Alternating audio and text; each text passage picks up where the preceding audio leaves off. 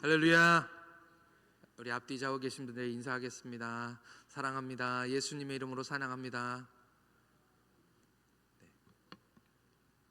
너무 멀리 계셔가지고 인사하기가 참 어렵습니다.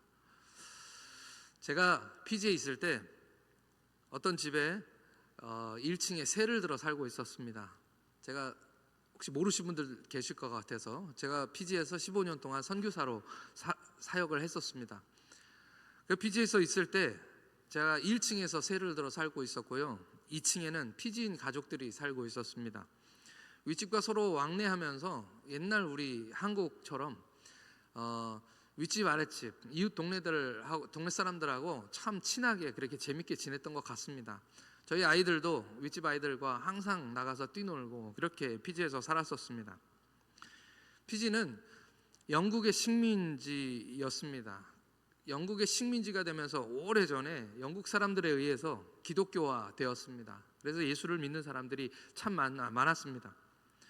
피지인들은 거의 다 기독교인이라고 할 수 있습니다. 매 주일이 되면 피지 교회에 나가지만 피지의 교회들은 신학 교육이 제대로 되어 있지 않아서 목사님들도 그렇고 성도들도 그렇고 말씀을 잘 모르는 분들이 참 많았습니다. 저희 집에 이사를 가보니까 커다란 망고나무가 하나가 있는 것입니다. 이 망고는 1년에 한두 달 정도만 망고가 열리고 나머지는 안 열리기 때문에 저희들이 기대하는 마음으로 이사를 가서 그 커다란 망고나무를 보면서 야, 올해는 망고 실컷 먹을 수 있겠구나, 그 생각을 하면서 기대를 했는데 어느 날 아침에 일어나서 나가보니까 그 무성했던 그 망고가 굉장히 크거든요. 그 크고 무성했던 망고나무에 나뭇가지가 하나도 남아있지 않는 것입니다. 그냥 나무 줄기만 하나 남아있었습니다. 그래서 깜짝 놀래가지고 이게 어떻게 된 일인가 여러 사람들에게 이렇게 물어봤죠. 알고 보니 윗집에 놀러온 청년이 있었는데 그 청년이 그 망고나무가지에 아침에 일어나서 새벽에 일어나서 올라가서 그 나뭇가지를 하나도 남김없이 다 잘라버린 것입니다. 그래서 제가 물었죠. 그 친구에게 왜 나뭇가지를 잘랐느냐 그랬더니 그 청년이 하는 말이 어젯밤에 자기가 자는 창문 바깥의 나무에서 귀신이 밤새도록 울었다는 것입니다. 그래서 새벽에 나가서 너무 무서워서 그 나뭇가지를 다 잘라버렸다는 것이죠. 무슨 일이 있었을까요? 알고 보니까 창밖의 나무에서 밤새 울었던 것은 귀신이 아니고 뭐였을까요? 올빼미였습니다. 올빼미. 예. 피지에는 올빼미를 낮에는 볼 수 없습니다. 그래서 사실 저도 피지에 오래 살면서 올빼미가 산다는 것만 알았지 뭐 실제로 눈으로 본 적은 없습니다. 야행성이기 때문입니다. 이 올빼미가 커요. 크기가 굉장히 큽니다. 근데 그 올빼미가 밤새도록 나뭇가지에서 운 것입니다. 각 나라마다 동물들이 우는 소리가 살짝 틀리잖아요. 근데 피지의 올빼미는 영어로는 아울러라고 합니다. 아울러. 왜 그러냐면 얘네들이 아울 하고 울기 때문이죠. 밤새도록 밤에 캄캄한데 시커먼 것이 나뭇가지에 앉아서 창문 바깥에서 자고 있는 창문에서, 피지는 더우니까 창문을 다 열어놓고 자는데요, 밤새도록 아울 하고 우는 것입니다. 그러니까 이 청년은 그게 귀신이라고 생각했던 거고요. 그 덕에 저는 그 해는 망고를 포기해야만 했습니다. 돈 주고 사 먹었습니다. 그냥 웃고 지나갈 수 있는 이야기지만 많은 귀신의 이야기들과 전설들이 이런 식으로 만들어지는 것이죠. 사람들은 자기가 이해하지 못하는 것에 대한 두려움을 가지고 있습니다. 그리고 그 두려움은 것은 결국은 영적인 것으로 포장하는 그런 습성이 사람에게 있는 것이죠. 그러다 보니까 교육 수준이 낮을수록 이해가 안 되고 설명하기 어렵고 두려운 어떤 것은 사람들은 영적으로 해석하는 경향이 있습니다. 그래서 전설도 만들어지고 그래서 많은 귀신 이야기도 만들어지게 되는 것이죠. 영적인 것이라는 것은 무엇일까요? 여러분들은 영적인 것이 무엇이라고 생각하십니까? 오늘 말씀에서 영적 예배다라는 말씀이 나옵니다. 이 영적 예배, 뭔가 이 영적 예배라는 말을 들으면 신비주의적이고 초자연적인 어떤 예배라고 우리가 그렇게 머릿속으로 생각하게 되는 것입니다. 먼저 오늘 말씀은 그러므로 그러므로라는 말로 시작합니다. 그러므로. 우리가 그러므로라고 말을 할 때에는 어떤 말씀을 하게 되나요? 오늘 로마서 12장에 있는 이 말씀은 앞서서 1장부터 12장까지의 말씀들, 그 말씀의 결론과 같은 것입니다. 1장부터 11장까지 많은 이야기를 하시고 난 다음에 그러므로 어떻게 이렇게 이야기가 되는 것이죠. 로마서 1장부터 10일까지의 말씀은 어떤 말씀이었을까요? 오늘 말씀에는 그 답이 있습니다. 로마서 12장 1절 말씀은 이렇게 시작하고 있습니다. 그러므로 형제들아 내가 하나님의 모든 자비하심으로 너희를 권하노니. 여기서 이 권한다라는 말, 너희를 권한다라는 이 말은 그냥 권한다는 뜻이 아니고요, 강하게 권면한다, 강하게 권한다라는 말입니다. 무엇으로 권면한다는 말씀이신가요? 오늘 말씀에는 하나님의 모든 자비하심으로, 하나님의 모든 자비하심으로 강하게 너희들에게 권한다라고 말씀하고 있는 거죠. 이 말씀, 이 하나님의 모든 자비하심을 다른 뜻으로 직역하면 히브리어에서는 하나님의 자비하심들이라고 번역할 수 있습니다. 이게 히브리어 문법입니다. 로마서 1장에서 11장까지를 한마디로 요약해서 지금 이렇게 써놓은 것입니다. 그것이 무엇입니까? 하나님의 모든 자비하심. 하나님의 모든 자비하심이 바로 이 1장에서, 로마서 1장에서부터 11장까지의 요약인 것이죠.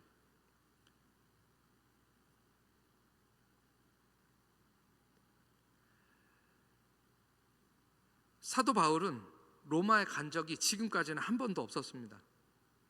한 번도 로마를 가본 적이 없었죠. 지금 고린도에서 이 바울은 이 편지를 쓰고 있습니다. 이 편지를 써서 로마인들에게 보내면서 한 번도 본 적이 없는 그리스도인, 말만 들은 그 로마에 있는 그리스도인들에게 이 편지 로마서를 쓰고 있는 것입니다. 결국 그가 생각할 때 좋게든 나쁘게든 자기가 로마에 가게 될 것인데, 그 로마에 갔을 때 그 성도들이 가진 믿음과 자기가 가지고 있는 믿음이 하나 되게 하기 위하여 지금 내가 믿는 복음에 대해서 로마 사람들에게 쓰고 있는 것이 바로 로마서라는 것이죠. 로마서는 바울 신학의 정수입니다. 어렵기는 하지만 이 로마서를 여러분들이 제대로 공부하면 우리 기독교의 교리를 정확하게 잘 알 수 있습니다. 로마서는 크게 두 부분으로 나눌 수 있습니다. 오늘 말씀에서 이것이 나왔는데요, 로마서는 1장부터 11장까지가 교리에 대한 부분이고요, 그리고 오늘부터 시작되는 이 12장부터 마지막 16장까지가 그러므로 이렇게 살아라 라고 하는 권면의 말씀입니다.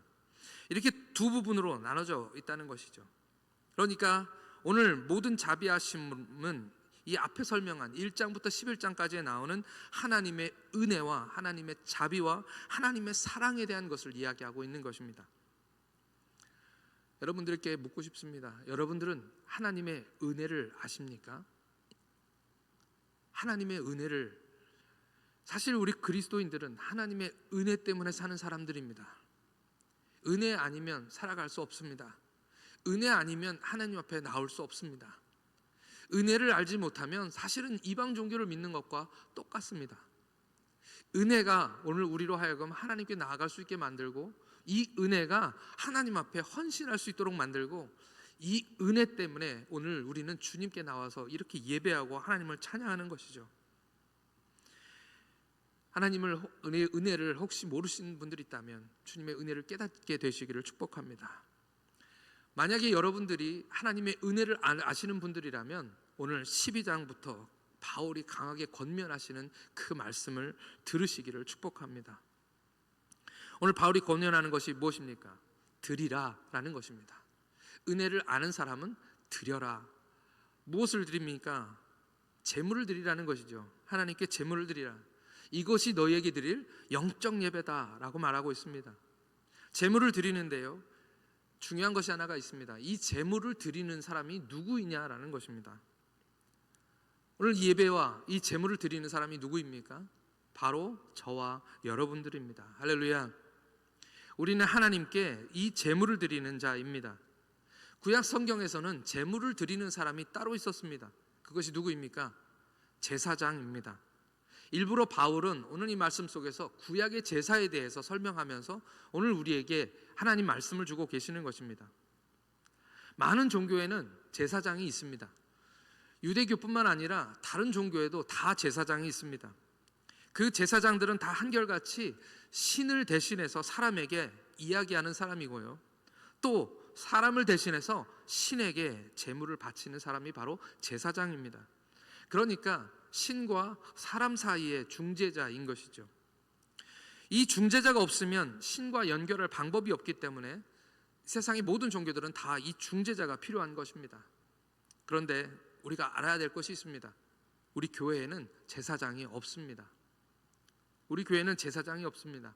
많은 분들이 착각하는 것 중에 하나가 목사가 제사장이다, 또는 제사장이 역할을 하고 있다라고 생각하시는데, 우리는 제사장이 아닙니다. 목사는 제사장이 아닙니다.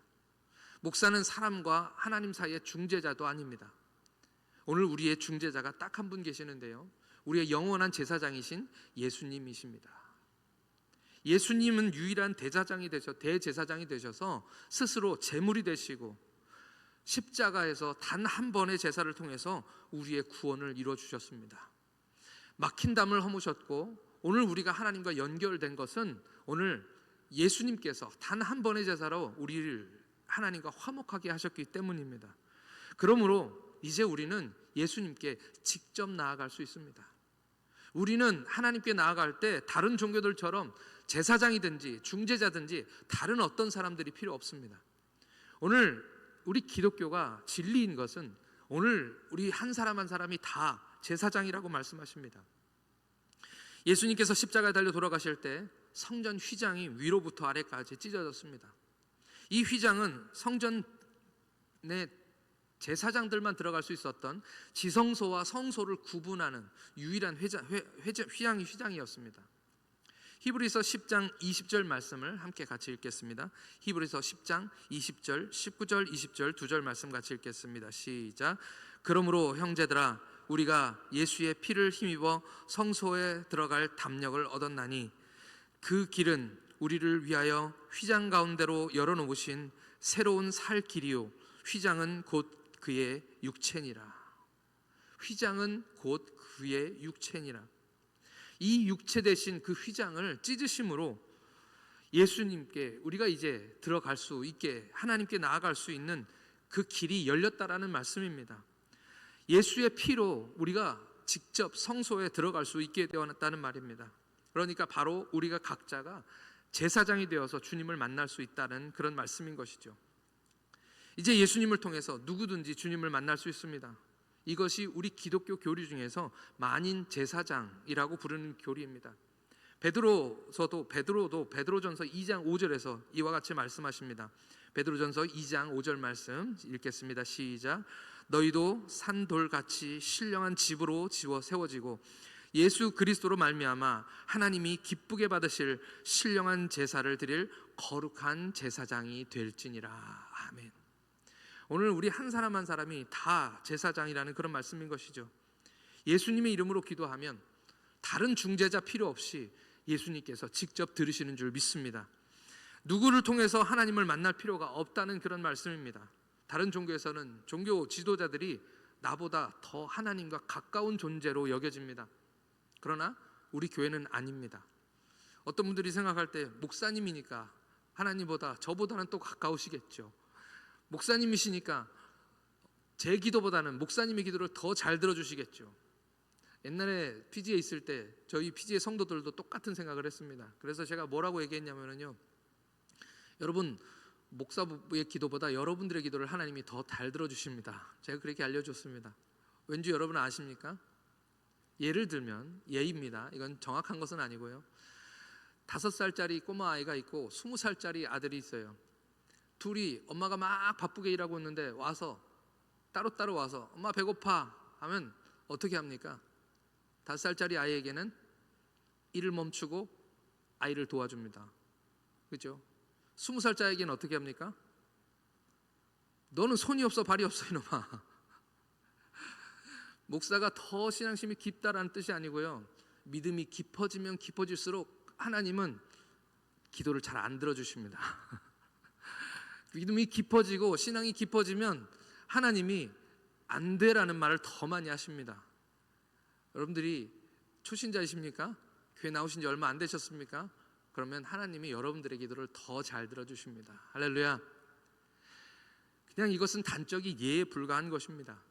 우리가 목사라고 더 하나님을 더 깊이 아는 것이 아니고요, 또 평신도 이제 막 교회 나왔다고 해서 더 하나님과 먼 것이 아닙니다.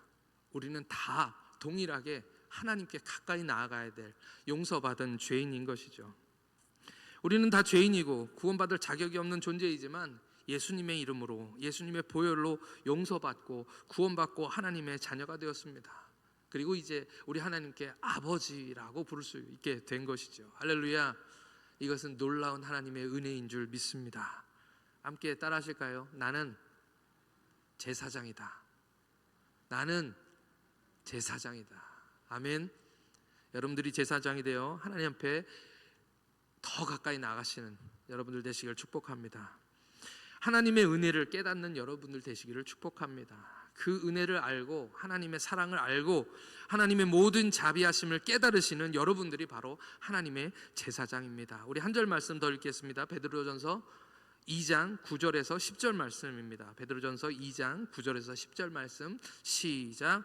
그러나 너희는 택하신 족속이요 왕 같은 제사장들이요 거룩한 나라요 그의 소유된 백성이니 이는 너희를 어두운 데서 불러내 그 이한 빛에 들어가게 하신 이의 아름다운 덕을 선포하게 하려 하심이라. 너희가 전에는 백성이 아니더니 이제는 하나님의 백성이요 전에는 긍휼을 얻지 못하였더니 이제는 긍휼을 얻은 자니라. 아멘. 그 은혜를 아는 자에게 하나님께서 강력하게 요구하시는 것이 무엇입니까? 오늘 말씀에서는 바로 예배입니다. 바울은 일부러 구약 제사를 통해서 오늘 이 영적 예배에 대해서 우리에게 설명하고 계시는 것입니다. 너희 몸을 하나님이 기뻐하시는 거룩한 산 제사로 드리라. 이것이 하나님이 기뻐하시는 예배입니다. 사랑한다는 것이 무엇입니까? 사랑한다는 것. 여기에 저보다 나이가 많으신 분들이 많으셔서 아마 사랑에 대해서 저보다 더 깊이 이해하고 아실 것 같습니다.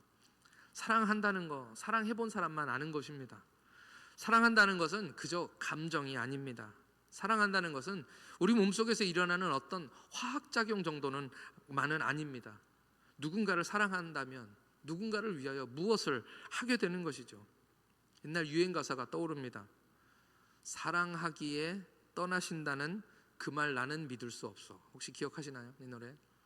이정석이라는 가수가 부르는데 저도 이해가 잘 안 갑니다. 사랑하는데 왜 떠나가나요? 아직도 이해가 잘 가지 않습니다. 사랑한다면 함께 있고 싶은 것인데 왜 떠날까요? 그 노래를 지은 가수 또는 그 노래를 지은 작가는 이렇게 노래하는 이유가 있었겠지요. 사랑하는데 떠나가야 되는 나름의 어떤 이유가 있었지 않겠습니까? 사랑해서 떠나야 한다면 아마도 떠나는 것이 사랑하는 사람에게 더 좋은 것이기 때문에 떠나야 한다고 얘기하고 있지 않을까요? 그런데 당사자는 이해를 못할 것입니다. 그래서 노래에도 그렇게 얘기합니다. 나는 믿을 수 없어. 정말 나는 믿을 수 없어. 이렇게 얘기합니다. 사랑하니까 떠나지 말라고 얘기하는 것이죠. 이 둘은 무슨 일이 있었을까요? 왜 이런 얘기를 하고 있는 걸까요? 사랑이라는 것, 사랑하면 서로에게 좋은 것 주고 싶어 하고 서로에게 필요한 것을 해주고 싶은 것이 바로 사랑입니다. 사랑하면 그 사람 누군가에게 사랑을 받고 싶고 또 그 사람이 행복해하는 것을 보고 싶고 그 사람이 웃게 만들어주고 싶고 그런 것이 바로 사랑인 것이죠. 사랑은 해본 사람만 이해하고 아는 것 같습니다. 지금은 저희 어머니가 돌아가셨지만 저희 아이들은 명절을 좀 무서워했었습니다. 오랫동안 명절이 뭔지 모르고 살다가 이제 한국에 돌아와서 이제 명절을 지내니까 처음에는 좋았는데 아이들이 점점 명절을 무서워하더라고요. 이유가 뭐냐 하면 아이들을 기쁘게 해주려고 저희 어머니가 명절이 되면 그냥 몸도 아프시고 힘든데도 어마어마하게 음식들을 준비하십니다. 그러지 마시라고 아무리 해도 소용이 없습니다. 애들은 자기가 먹고 배부르면 숟가락 딱 놓잖아요. 그냥 뭐 아무리 맛있는 거 많이 차려놔도 그냥 배부르면 끝입니다. 그런데 숟가락을 놓은 그 순간부터도 저희 어머니는 늘 이것 좀 먹어봐라, 저것 좀 먹어봐라. 왜 이건 안 먹니? 이거 정말 맛있는 건데 할머니가 너희들 주려고 이거를 얼마나 열심히 새벽부터 준비를 했는데 나중에는 삐지셔가지고 지 좋으라고 했는데 먹지도 않고 나중에는 화를 내십니다. 그렇지만 거기서 멈추지 않으시고 끝까지 막 귤을 꺼내 내오시고 과일을 깎으시고 또 막 그 간식 때 들어온 그런 거 있잖아요. 명절 때 그 과자 같은 거 있잖아요. 그거를 계속 꺼내 내오시면서 저희가 아이들이 이제 차를 타고 할머니 빠이빠이 하고 떠날 때까지 먹으라는 것을 멈추지 않으시는 것이죠. 저희는 그게 뭔지 알고 있습니다. 그게 사랑이죠. 손주들을 사랑하는 사랑. 다른 방법으로는 아마도 사랑할 줄을 잘 모르시니까, 애들이 뭘 좋아하는지 모르니까 할머니가 좋아하는 방법으로 아이들을 사랑하는 것입니다. 사랑하면 누군가를 기쁘게 해주고 싶고 그 사람을 위해서 뭔가를 해주고 싶은 것이 바로 사랑인 것이죠. 여러분, 하나님 사랑하십니까? 은혜를 아는 사람은 하나님을 사랑할 수밖에 없습니다. 사랑하기 때문에 주님께 나와서 주님을 기쁘시게 해드리고 싶은 것이죠. 그것이 바로 하나님께 드리는 예배입니다. 예배는 하나님을 기쁘시게 하는 것입니다. 하나님을 기쁘시게 하는 것이 오늘 말씀에도 거룩한 산 제사다라고 그렇게 말씀하고 있고, 이것이 우리가 드려야 할 영적 예배다라고 말씀하고 있는 것입니다. 내가 좋으려고 드리는 것은 예배가 아닙니다. 내가 좋기 위해서 하는 것은 예배가 아니라는 것입니다. 출애굽기 30장에는 제사를 드리는 향을 만드는 법에 대한 이야기가 적혀져 있습니다. 하나님이 모세에게, 이스라엘 백성들에게 하나님께 제사를 드리려고 할 때, 예배를 드리려고 할 때 향을 어떻게 만드는지를 아주 자세하게 설명한 장이 바로 출애굽기 30장입니다. 어떤 향의 재료를 섞어서 어떻게 만들지를 알려주시는 장이죠. 그리고 그 30장의 마지막 절을 30장 30절 말씀인데요, 우리 함께 읽겠습니다. 30장 30절 말씀입니다. 함께 읽겠습니다. 시작. 냄새를 맡으려고 이 같은 것을 만드는 모든 자는 그 백성 중에서 끊어지리라. 이 말씀은 무서운 말씀입니다. 백성이 중에서 끊어진다는 말이 무슨 말입니까? 구원받지 못한다, 하나님 백성 아니다 라는 그런 말씀입니다. 이 말씀이 무슨 말입니까? 이 냄새는, 이 향은 오직 하나님이 기뻐하시는 냄새여야 한다는 것입니다. 저는 향을 세게 맡으면 머리가 막 아픕니다. 아내가 가끔 쇼핑몰에 가서 사지도 않을 거면서 냄새를 자꾸 맡아보라고 그래요. 그 향 만드는 그런 데 있잖아요. 향수 같은 거 만드는 그 코너에 가서 이렇게 흔들어가지고 종이에 뿌려가지고 몇 개만 저에게 맡으라고 하면 그 다음부터는 그 냄새들 기억도 못하고요. 그 다음부터는 머리가 아파가지고 막 그 다음부터 정신이 하나도 없는데, 제 아내는 향 맡는 걸 좋아하더라고. 근데 오늘 말씀에서는 냄새를 맡으려고 모든 향을 제조하지 말라는 뜻이 아닙니다. 여기 하나님께 예배드리는 향은 하나님이 기뻐하시는 냄새여야지 사람 좋아하는 냄새를 섞지 말아라 라고 이야기하고 있는 것입니다. 이 말씀이 무슨 뜻입니까? 우리는 우리의 만족이 아니라 하나님이 기뻐하시는 예배를 드려야 합니다. 그것이 바로 하나님이 기뻐하시는 예배고 거룩한 산 제사라는 것이죠. 또 이 제사는 거룩한 제사다라고 말씀하십니다. 거룩하다는 말이 무엇입니까? 다르다라는 뜻입니다. 하나님은 거룩하십니다. 사실 이 거룩이라는 단어는 하나님께만 쓸 수 있는 단어입니다. 왜냐하면 이 세상에서 거룩하신 분은 하나님밖에 없기 때문입니다. 하나님은 우리와는 다르시고, 하나님은 이 세상과 다르시고, 하나님은 이 세상의 어떤 것들과도 다르시긴 하나님이시기 때문입니다. 출애굽기 15장 11절 말씀 함께 읽겠습니다. 출애굽기 15장 11절입니다. 시작. 여호와여, 신중에 주와 같은 자가 누구니이까? 주와 같이 거룩함으로 영광스러우며 찬송할 만한 위엄이 있으며 기이한 일을 행하는 자가 누구니이까? 하나님을 만난 사람들은 하나님의, 여호와 하나님의 거룩하심이 무엇인지 알 수 있습니다. 거룩하다, 이 거룩하신 하나님께서 우리에게 이 거룩한 제사를 원하시는 것입니다. 거룩하신 하나님께 드리는 제사는 거룩한 제물이어야 합니다. 오늘 말씀에서 이 제물, 그 제물이 무엇이라고 말씀하십니까? 오늘 너희 몸을 하나님이 기뻐하시는 거룩한 산 제사로 드려라. 어떤 제물을 드리려고 원하시냐면 오늘 우리 몸을 하나님께 드리라고 말씀하시는 것입니다. 하나님께 드려야 할 제물이 바로 오늘 우리의 몸인 것이죠. 구약의 제사가 바로 모델입니다. 레위기 22장에서는 하나님께 드리는 제물에 대한 말씀을 기록하고 있습니다. 레위기 22장 20절 말씀 제가 읽어드리겠습니다. 흠 있는 것은 무엇이나 너희가 드리지 말 것은 그것이 기쁘게 받으심이 되지 못할 것입니다. 구약 성경에서 제물을 드릴 때에는 그냥 드리면 안 됩니다. 그 제물은 내가 가진 것들 중에 가장 좋은 것이어야만 했습니다. 특별히 그 제물 중에서 흠이 있는 것, 저는 것, 상한 것, 이런 것은 하나님께 드리지 말라, 부정한 것이다라고 말씀하셨습니다. 가장 좋은 것을 드리는 것이 바로 제물인 것이죠. 가장 정결하고 아름다운 것을 드리는 것입니다. 오늘 우리 몸이 주님께 드려야 할 제물이라면 어떻게 드려야 될까요? 정결하게 하나님께 드려야 될 줄 믿습니다. 주님께 드리기 위해서는 우리 몸이 거룩해야 된다고 말씀하시는 것입니다. 질문이 있을 수 있습니다. 어떤 분이 저에게 이렇게 물으실 수 있습니다. 목사님, 이미 부정하고 더럽고 온전하지 못한데 어떻게 흠 없는 것으로 하나님께 드릴 수 있습니까? 겸손한 마음으로 하나님께 나아가는 사람들은 이와 같은 고백을 할 수밖에 없죠. 이미 저는 죄인이고 이미 부정하고 하나님 앞에는 온전하지 못한 사람인데 어떻게 우리가 하나님 앞에 제물로 드려질 수 있겠습니까? 오늘 하나님께서 말씀하십니다. 예수의 피로 말미암아 우리가 정결케 된다고 말씀하십니다. 아멘. 성경의 모든 것은 피로 정결케 된다고 말씀하십니다. 피 흘림이 없음즉 죄 사함이 없느니라. 예수 그리스도께서 십자가에 달려 돌아가심으로 말미암아 오늘 우리가 정결케 되심을 믿으시기를 축복합니다. 그래서 예수의 이름으로 우리가 주님 앞에 나가는 것이고요. 또 오늘 뭐라고 말씀하십니까? 디모데전서 4장 5절 말씀도 함께 읽겠습니다. 디모데전서 4장 5절 말씀 시작. 하나님의 말씀과 기도로 거룩하여짐이라. 오늘 우리가 하나님의 말씀과 기도로 거룩하게 되어서 오늘 하나님이 받으시는 거룩한 산제사로 우리의 몸을 드릴 수 있는 저와 여러분들 되시기를 축복합니다. 한 가지 더 궁금한 것이 있습니다. 오늘 말씀을 읽어보면요, 몸을 드리는 것이 영적 예배다라고 말씀하고 있습니다. 몸을 드리는 것. 우리 생각에 영적 예배, 이 영적인 것은 아까도 말씀드렸지만 어떤 것입니까? 영적인 것이 무엇일까요?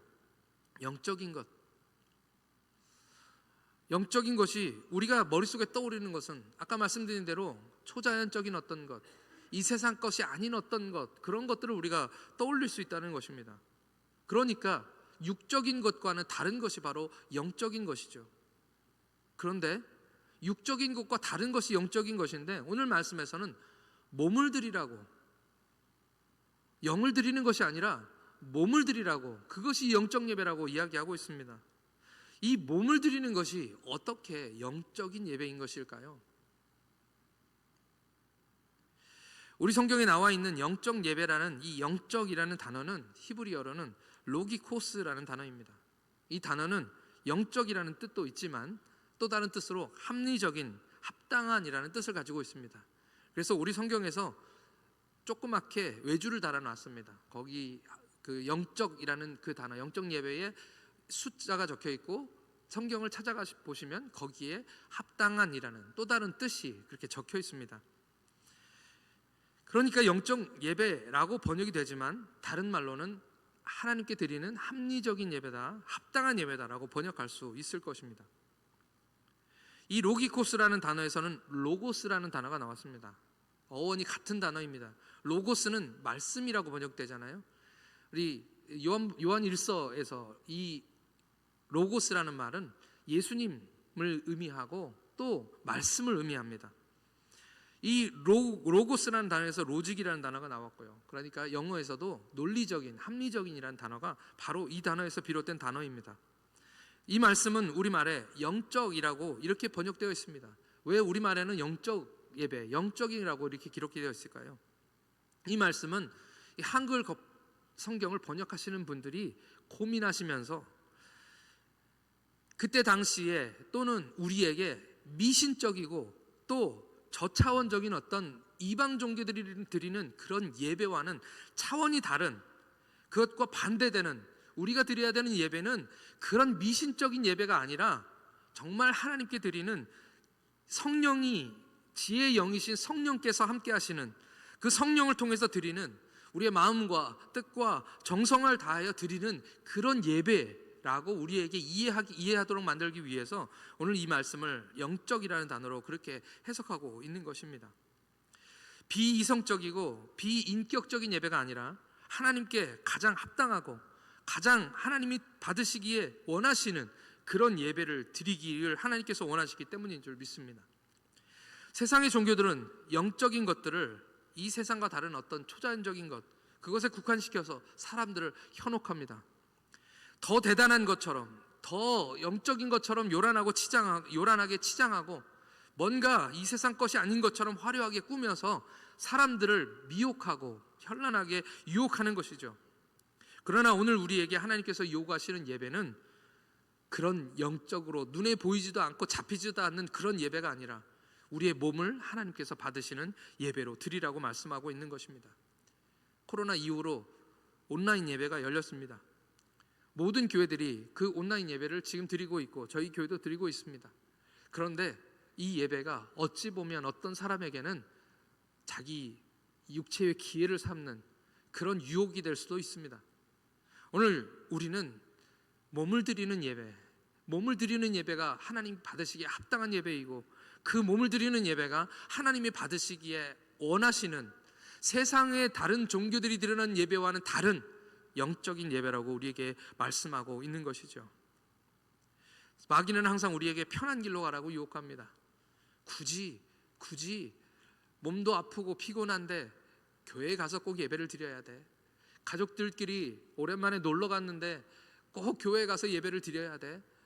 온라인으로, 우리 코로나 때도 예배 드렸잖아. 그러니까 우리 온라인으로 드리자 라고 이렇게 편한 길을 찾아갈 수 있게 된다는 것이죠.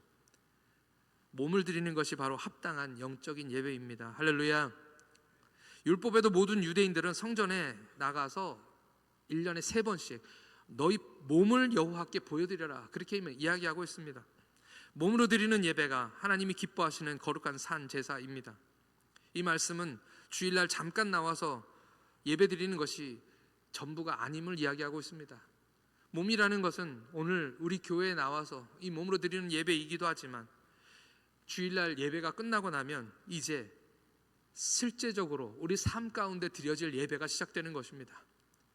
주일날 공식적으로 교회에 나와서 예배를 드리시고요, 이 예배가 끝나게 되면 우리의 삶의 예배가 시작됩니다. 이 몸으로 살아야 하는 그 예배, 교회에 나와서 잠깐만 하나님 앞에 서비스로 드리고 나머지의 시간들은 내 맘대로 살아도 되는 그런 예배가 아니라 주님 앞에 나와서 경건한 예배 드리고 이 예배에서 하나님 주시는 그 은혜를 충만히 받고 난 후에 이제 그 은혜를 가지고 세상에 나아가서 삶을 살아가며 우리의 몸으로 드리는 예배가 시작되는 것이죠. 그것이 하나님께 드리는 거룩한 산 제사다라고 그렇게 말씀하고 계시는 것입니다. 더 이상 영적인 것이라는 것을 핑계로 삼아 하나님께 드리는 예배를 회피할 수 없습니다. 하나님의 모든 자비하심으로 바울이 강하게 권면하고 계십니다.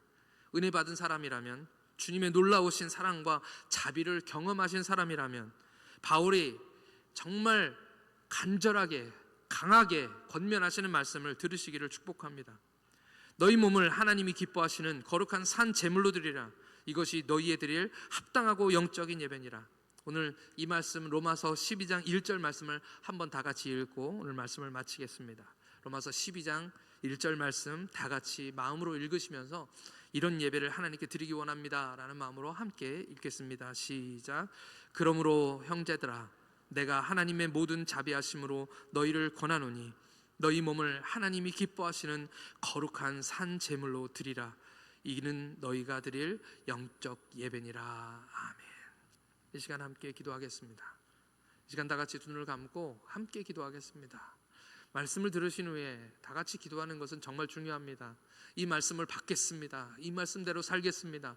이 말씀이 내게 주시는 하나님 말씀입니다 라는 그런 믿음의 고백입니다. 이 시간 다 같이 함께 기도드릴 때 주님의 은혜를 알게 하여 주옵소서. 주님의 은혜를 깨닫게 하여 주셔서 주님 기뻐하시는 예배를 드리게 하여 주옵소서. 이 예배를 만드시기 위하여, 예배 받으시기 위하여 우리 주님이 몸이 상하시고 우리 주님이 피 흘리셨습니다.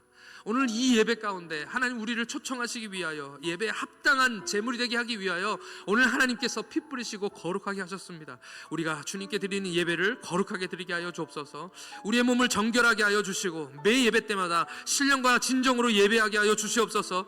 주일뿐만 아니라 우리 삶에서도 주님 우리의 몸이 산 제사가 되게 하시고 예물이 되게 하셔서 하나님이 기뻐하시는 거룩하게 구별된 삶을 살게 하여 주옵소서. 다 같이 예배자가 되게 달라고 함께 기도드리겠습니다. 하나님 아버지 은혜를 감사합니다. 주님 앞에 나와 예배합니다. 하나님 이 예배를 주시기 위하여 하나님 주님 십자가에 죽으셨고 우리를 위하여 피 흘리셨음을 고백합니다. 하나님 오늘 예배 받으시기 원하셔서 하나님 우리에게 예배를 만들어 주시고 오늘 예배 드리라고 우리에게 말씀하신 줄 믿습니다. 이것은 선택이 아님을 고백합니다. 이것은 하나님의 강한 권면이시며 오늘 믿는 자가, 의리를 아는 자가 당연히 주님 앞에 드려야 할 예배인 줄 믿습니다. 하나님 이 예배가 없어서 하나님께서 아버지 하나님 많은 선교사들이 목숨을 바쳐 아버지 복음을 전하고 아버지 하나님 예배드리지 않는 곳에 가서 아버지 하나님이여 하나님 그 말씀을 전하는 줄 믿습니다. 오늘 우리에게 주신 이 예배는 너무나도 소중한 예배이오니 하나님 산 제물로 되어서 우리의 몸과 마음을 주님께 드리게 하여 주시옵시고 하나님 우리의 삶으로 드리는 예배도 하나님 앞에 온전히 올려드리게 하여 주시옵소서. 하나님 가장 기뻐하시는 예배를 드리게 하시고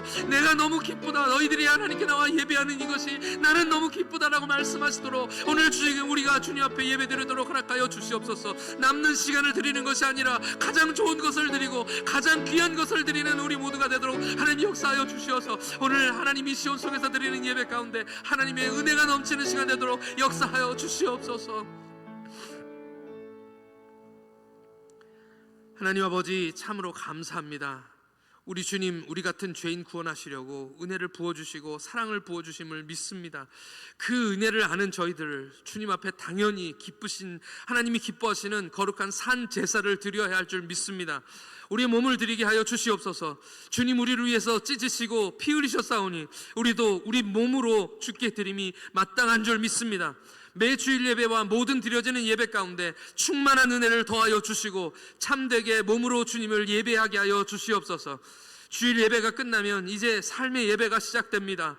삶의 예배도 우리의 몸을 정결케 하여 주시고 우리의 삶을 통해 주님을 기쁘시게 하도록 우리의 삶의 예배도 드려지게 하여 주시옵소서. 기뻐 받아 주시옵소서.